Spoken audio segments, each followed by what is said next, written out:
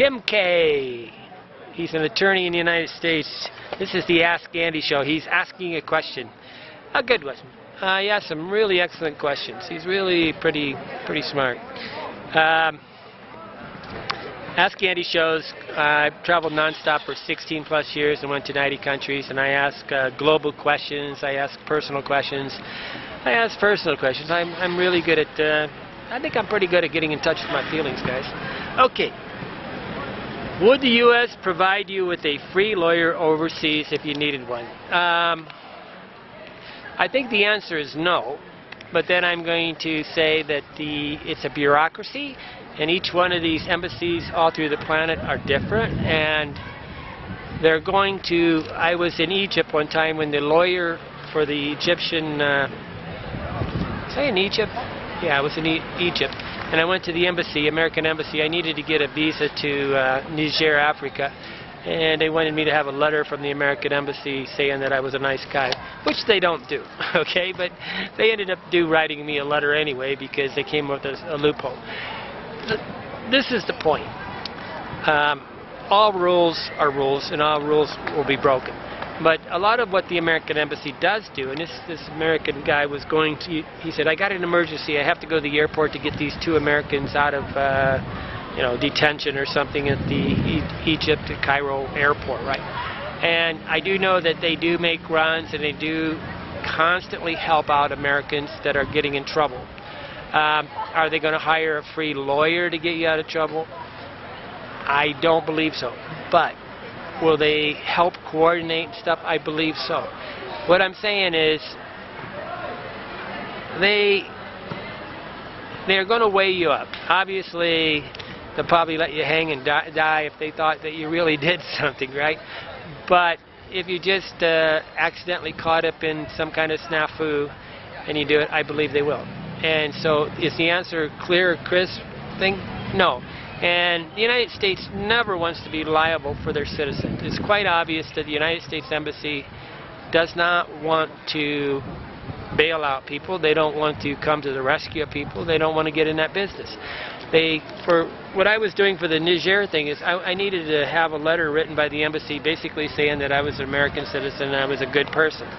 And the American Embassy refuses to write any letters in the behest of me, okay? But obviously, this is bullshit too, because the ambassador's trying to get business for United States companies, and a big, General Motors goes over there, or Microsoft goes over there, and they basically go talk with the local officials of the country to facilitate them doing business. So yeah, of course they do that also, right? But they'll do it in person at the cocktail party. So there's always this double thing going on, and the truth is the ambassador, and his job is to smooth away things. And so, or the charge, I knew the charge in Togo, and I got to talk personally with the guy that was really, the charge is the guy like in charge of the embassy. Basically he does the day-to-day stuff, and he's a real good friend of mine, Jack Diffley, and we talked for a long time about these subjects. I actually went into the American embassy and talked to the public relations person actually in Quito, Ecuador, when they went from the dollar to from the sucre to the dollar. And it was funny because I said, how did they do this? How do you go to the dollar? And he says, hey, they just went and bought dollars. They didn't even call us up and ask. But it's all on a one-on-one basis and whatever.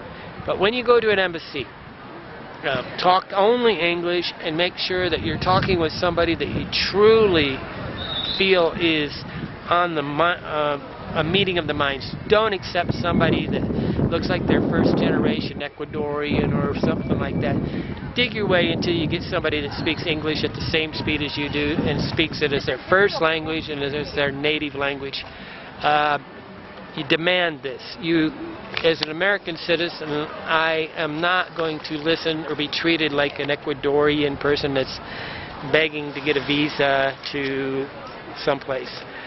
Most of the lines and most of the places, wherever you're at, will just streamline you if you walk in as an American citizen that obviously speaks one language as your first language, English.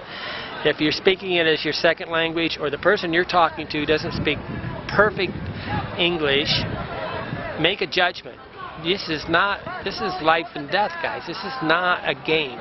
You're in a foreign country and you need help by somebody that understands you in your language. That's what it's for.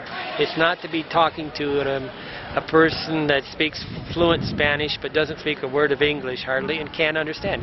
I don't care how well you speak a foreign language. Unless you're a native speaker and you're in trouble, you want to speak with a native speaker. And whatever you do, don't take translators and all that stuff with you to an embassy.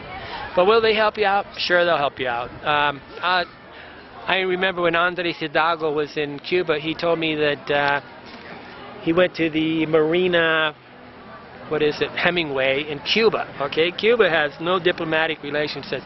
And they actually said, well, they actually have a person in Cuba that helps out Americans if they get in trouble.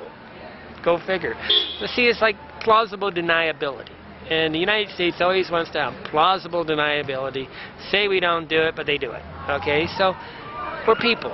And we're humans, and people help people. And if they see a situation where they can do it, they weave their way around and they'll help you. Okay, as far as paying for it, I don't think it.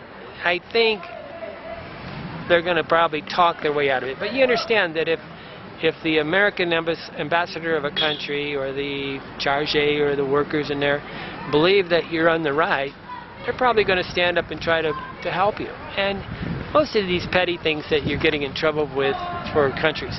But, you know, if you're out there doing something with small girls or smoking dope or doing weed, all these crazy things that you do, you get what you deserve. Okay. Like, what causes trouble causes trouble. What causes problems causes problems.